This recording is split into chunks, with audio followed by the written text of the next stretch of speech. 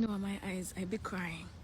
So everyone knows about the Nakba, and it was this event in 1948, the great catastrophe that befell upon the Palestinian people, when the people that they had invited into their homes, when they were running away from their things, descended upon them apocalyptic style and chased them out of the homes that they had invited them into.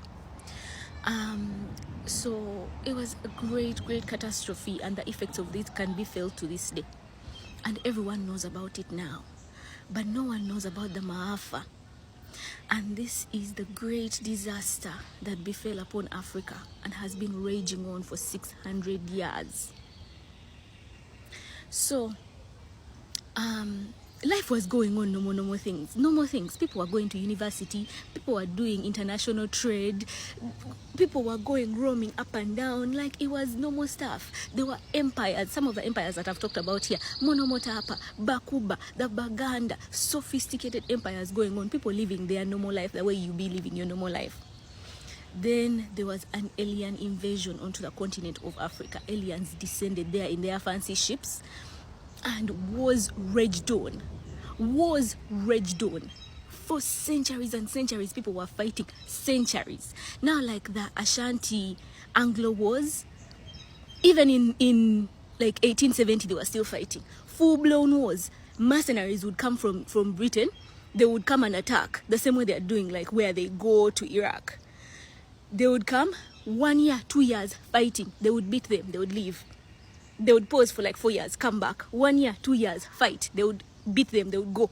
It was like 10 of them, of 2 year long wars, imagine. Anyways, the prisoners of war from this entire period have been taken to different continents as livestock to work as enslaved people. It hasn't stopped. So the ones who initially started, they were taken to Turtle Island, which they now call North America. And they were taken there and they were turned into livestock. They were bred. Their children were taken away from them. And then another generation of livestock was started. So this all went on.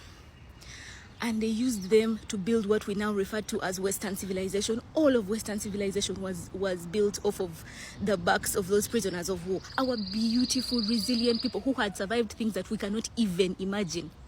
They were taken there and just broken. And the human being has 5 components. You have your physical self, you have your mental self, you have your spiritual self, you have your intuitive or the dream self, and then you have the electromagnetic self. And trauma, the kind of trauma that we have gone through, fragments these selves. There are parts of us that are in complete limbo. Our spiritual selves are in a coma. We don't even have access to them as Africans, as people who are born into the Maafa.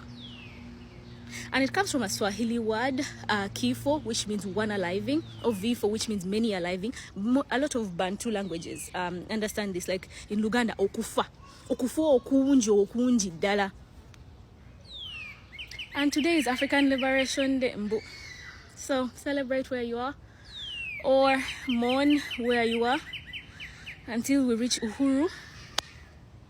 Behavior.